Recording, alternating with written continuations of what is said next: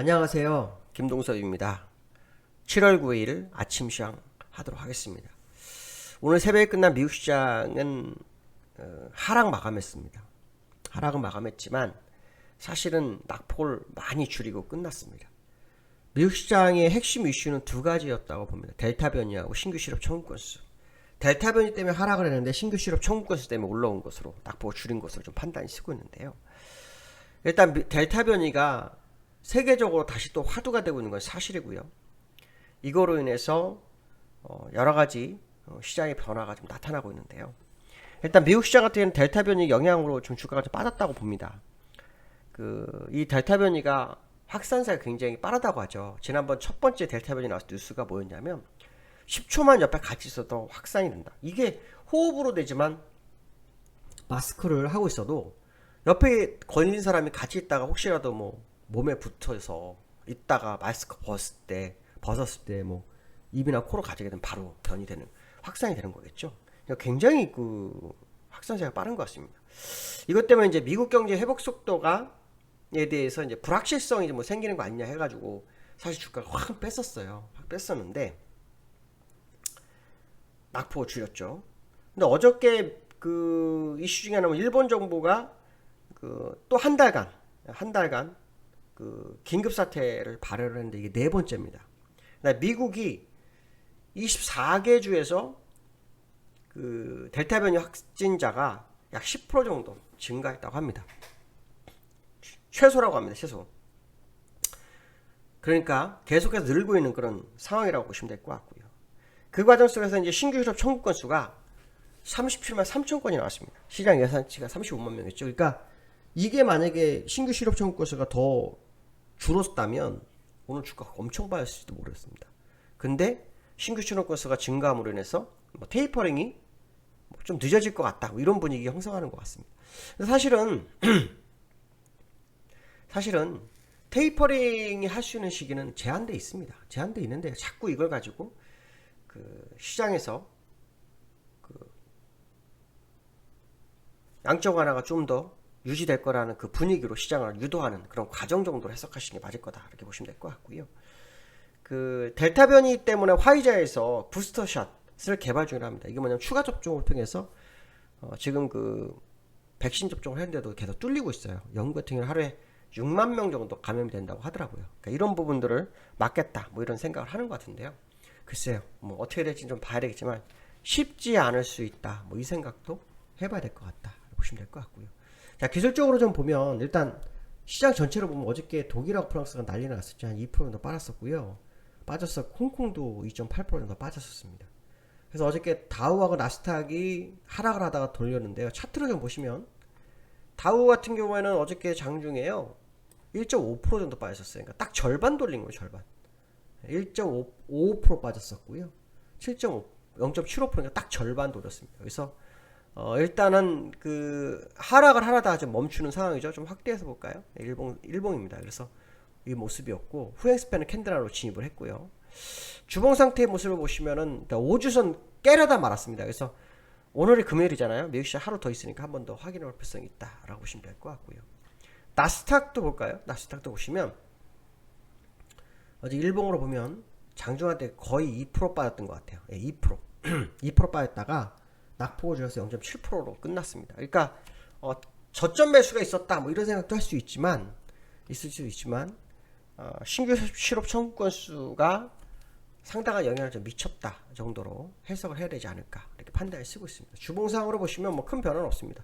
5주선까지 왔다가 올라온 거다. 그래서 오늘 밤 미국 시장 흐름이 굉장히 중요하겠죠. 죄송합니다. 목이 자꾸 가라앉네요. 죄송합니다. 예, 그런 상황이다, 이렇게 보시면 될 것 같습니다. 자, 두 번째로는요, 원달러. 제가 요즘 원달러 얘기 참 많이 할 수밖에 없습니다. 왜냐면 주가 반비례하는 유일한 지표 중에 하나인데, 이 원달러가 여기 아니라 1151원까지 갔었어요. 지금 얼마죠? 지금 1145원인가 6원 정도 진행이 되고 있는데요. 장중할 때 1151원 40전까지 갔었어요. 1151원 40전. 지금 20전. 1151원 20전. 지금 1146원 77전입니다. 그러면 제가 말한 60주선 안착이 된 거예요. 근데 지금 제가 왜 이 얘기를 하냐면 시장에서 원달러에 대해서 1160원까지 상승 얘기를 하고 있습니다. 1160원까지 밖에 상승 못하겠냐, 이거는 아니라고 봅니다. 왜냐하면 의문의 상단선까지 밀려가면 1180-90원이에요. 그러니까 1160원까지 상승을 제시하는 건 이유를 모르겠습니다. 이유를 모르겠는데 시장에서는 1160원까지 상승 가능하다라고 얘기가 나오고 있습니다. 사실 이거는 지금 원달러의 상승은 뭐가 문제가 되나요? 주가 반비라는 것도 이제 아주 문제가 되는 건 뭐냐면 외국인의 매도를 부추길 수가 있어요. 왜? 환율이 올라가니까 환차익도 봐야 되잖아요. 그렇기 때문에 외국인의 매도가 강화될 수 있다는 거죠. 실제로 어저께 끝난 게 1145원이니까 그거보다 6원 정도가 여기에서 높아졌단 말이에요. 근데 60주선이 되게 중요하다고 말씀드렸잖아요. 일봉은 정배열로 갔지만 주봉이 정배열로 가기 위해서는 60주선을 돌파해야 될 거라고 말씀드렸잖아요. 그래서 저는 이번 주 돌파하고 다음 주에 안착 시도를 할 거라고 판단하고 있거든요. 그래서 1160원은 요 정도예요. 요 정도. 근데 저는 이건 아니라고 봅니다. 1160원이 200일선 근처네요. 120일선. 120주선 주봉이죠. 죄송합니다. 120주선 주변이 1160원이에요. 그래서 아마 그거를 제시한 것 같습니다. 근데 지금 이 차트는 정배열로 완벽하게 가는 자리라서 이 장기 평선이 뚫릴 수 있는 차트입니다. 특히 의문으로 진입했거든요. 그러면 1160원도 믿으면 안 되는 거라는 거죠. 그래서 이 원달러가 어쩌면 어마어마한 상승을 가져올 수도 있겠다, 이 생각이 굉장히 많이 들고 있습니다. 그래서 조금 주의를 기울일 필요성이 있는 상황이고, 이 원달러의 상승은 그 위험자산, 그러니까 주식에 상당한 발목을 잡을 수 있는 재료가 될 수 있다는 거 한번 생각을 해보셔야 될 것 같습니다. 그래서 오늘 우리나라가 본장에서, 사실은 얼마 전에 그 여교환율은 올랐다 내렸었지만 본장에서 그걸 버틴 적이 있었어요. 그러니까 오늘 우리나라 본장에서의 흐름을 좀 확인해 볼 필요성이 있다, 이렇게 보시면 될 것 같고요. 거기에 아까 말씀드린 이 원달러 상승은 외국인 매도로 부추길 수 있다기 때문에 외국인의 그 수급적인 부분에 있어서 선물 흐름이 굉장히 중요했잖아요. 어저께 선물 흐름이 되게 중요했습니다. 이 선물에 그 1조 1000억대 매도가 있었기 때문에 추가로 매도가 나오는지 요거에 대해서 한번 생각을 해볼 필요성이 있다, 이렇게 말씀드리고 싶습니다. 자, 세 번째는 델타 변이 바이러스가요 확산되면서 우리나라의 확진자 수가 1000명대가 돼버렸습니다. 그러니까 델타 변이 바이러스가 1000명이 됐다는 얘기가 아니라 그 확산세 때문에 지금 확진자가 1000명대가 됐는데, 문제는 뭐냐면 수도권 4단계로 이 상향 조정 얘기가 지금 나오고 있어요. 조건은 갖췄다고 합니다. 4단계가 되면은 이게 또 문제가 많이 되죠. 어떤 문제가 되냐면 추경 지급하는 것도 날짜를 늦출 수 있다고 하죠. 늦출 수 있다고 합니다. 그렇게 되면 또 시장이 그나마 추경에서 부겼던 그 모습이 있었는데 그것마저도 없어지는 그런 상황이 될 수 있죠. 또